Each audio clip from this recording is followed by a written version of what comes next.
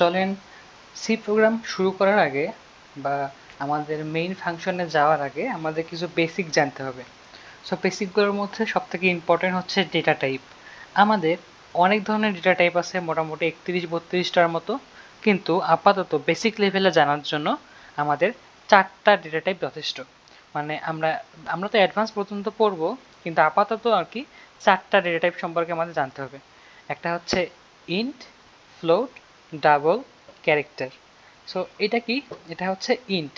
Int মানে ইন্টের পূর্ণরূপ হচ্ছে ইন্টেজার। সো এই যে ইন্ট, এ হচ্ছে আমাদের পূর্ণ সংখ্যাগুলো নিজের মধ্যে রাখে, যেমন 10, -25 এরকম পূর্ণ সংখ্যাগুলো। ফ্লোট কি করে? ফ্লোট দশমিক সংখ্যাগুলো নিজের মধ্যে রাখতে পারে, যেমন 3.14, -2.5 এমন। ডাবল কি করে? বড় দশমিক সংখ্যা। যদি স্পেসিফিকভাবে বলতে গেলে এই যে এখানে দেখো 3.14, সো দশমিক সংখ্যা কি পয়েন্টের পরে দুই ঘর পর্যন্ত, এটা আরো বড় হয়। কিন্তু ডাবলের ক্ষেত্রে দেখো জিনিসটা আরো স্পেসিফিক না, 3, 4, 5, 6, 7, 8, মানে আরো বেশি স্পেসিফিক। সো ফ্লোট কি করে? দশমিক সংখ্যাগুলো রাখতে পারে। ডাবলও দশমিক সংখ্যা রাখতে পারে, কিন্তু এটা আরো বেশি স্পেসিফিক, আরো বেশি নিখুঁত মান দেয়, ঠিক আছে? আর ক্যারেক্টার কি করে? এক অক্ষর বা সিঙ্গেল ক্যারেক্টার রাখতে পারে, যেমন এ, বি এরকম। আর ক্যারেক্টার যে কোনো রকম হইতে পারে, শুধুমাত্র কি করতে হবে?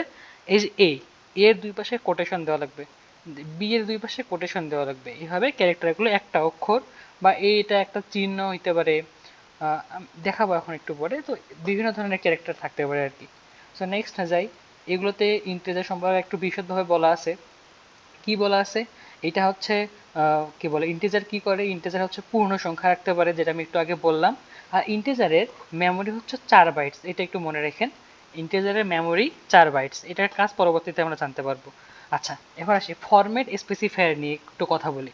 ফরম্যাট স্পেসিফায়ার হচ্ছে, যেমন এই যে %d কথাটা লেখা আছে, এটা আসলে আমাদের এটা চেনায় যে আমাদের কোন মানটা বা কিসে মানটা আউটপুট বা ইনপুট নিতে হবে, ইনপুটে যাবে। যেমন এই যে ইন্ট, এটা কি আমাদের একটা ডেটা টাইপ। সো আমরা কোডের প্রথমে ইন্ট লিখব, তারপরে এই যে এজ একটা হচ্ছে ভেরিয়েবল, এটা আমরা পরবর্তী ভিডিওতে দেখবো যে এজটা আসলে এখানে কেন লিখতে হয় বা এজের কি কাজ, ঠিক আছে? আপাতত মনে রাখেন যে এটা একটা মেমোরি, মেমোরির লোকেশন। এজটা হচ্ছে মেমোরি লোকেশন, আর ইন্ট হচ্ছে ডেটা টাইপ, যে আমরা কোন ধরনের ডেটা রাখবো। আর তারপরে দেখা আছে এজ সমান 23। এটা কি? এটা আমাদের একটা মান, যেটা আমরা ইনপুট দিয়ে দিচ্ছি যে 23 মানটা। এরপরে প্রিন্টএফ নামে একটা ফাংশন ইউজ করছি, এটা আমরা পরবর্তীতে দেখব। এই যে দেখো, এই যে %d, এখানে কি করা হচ্ছে?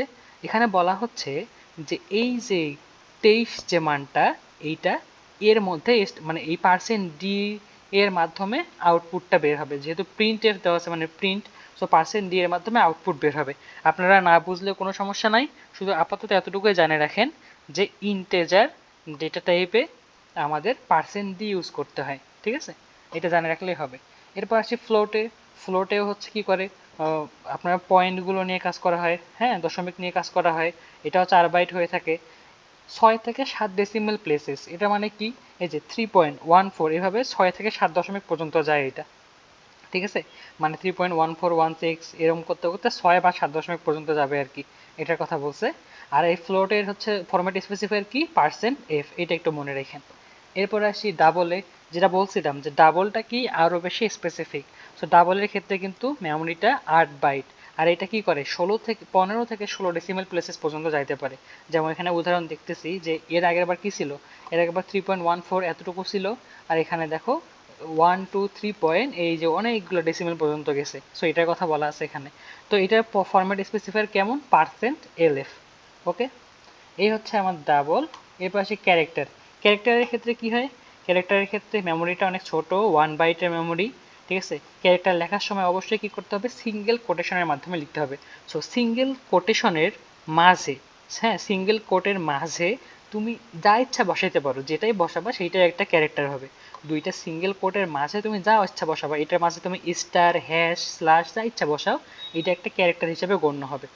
কিন্তু মাঝে কিন্তু শুধুমাত্র একটাই বসাইতে হবে। মনে করো এই সিঙ্গেল কোটের মাঝে তুমি একটা ওয়ার্ড লিখলা ABIR, আবির, আমার নাম লিখলা, তাহলে কিন্তু ক্যারেক্টার হইলো না, ওটা হয়ে গেল স্ট্রিং, ওটা আমরা পরে পড়বো। সো সিঙ্গেল কোটের মাঝে শুধু যদি একটা অক্ষর লেখা থাকে, তাহলে সেটা আমাদের একটা ক্যারেক্টার। সো এটা ফরম্যাট স্পেসিফায়ার কেমন? %c, ঠিক আছে? আশা করি বুঝতে পারছো। এরপরে আমরা পড়বো ভেরিয়েবল। ভেরিয়েবল পড়ার পরে আমরা নেক্সট কাজ মানে কি হচ্ছে আসল পড়াশোনায় চলে যাব। সো আপাতত এতটুকু মনে রাখা জরুরি, এই যে প্রথম পেজটা মনে রাখা জরুরি আর কি, যে ইন্ট যেটা পূর্ণ সংখ্যা, আর এটার format specifier percent D. Format specifier কি করে, এটা হচ্ছে ইন্টেজার টাইপ ভ্যালুগুলো মানে পূর্ণ সংখ্যা টাইপ ভ্যালুগুলোকে নিজের মধ্যে স্টোর করতে সাহায্য করে। কার মাধ্যমে স্টোর করে, ভেরিয়েবলের মাধ্যমে, যেটা আমরা পরবর্তীতে পড়বো। সো ইন্টের জন্য পার্সেন্ট ডি, ফ্লোটের জন্য পার্সেন্ট এফ, ডাবলের জন্য পার্সেন্ট এল এফ, ক্যারেক্টারের জন্য পার্সেন্ট সি। এতটুকু জাস্ট মনে রেখো, পরের ভিডিওতে আমরা আরো ভালোভাবে দেখবো। আল্লাহ হাফিজ।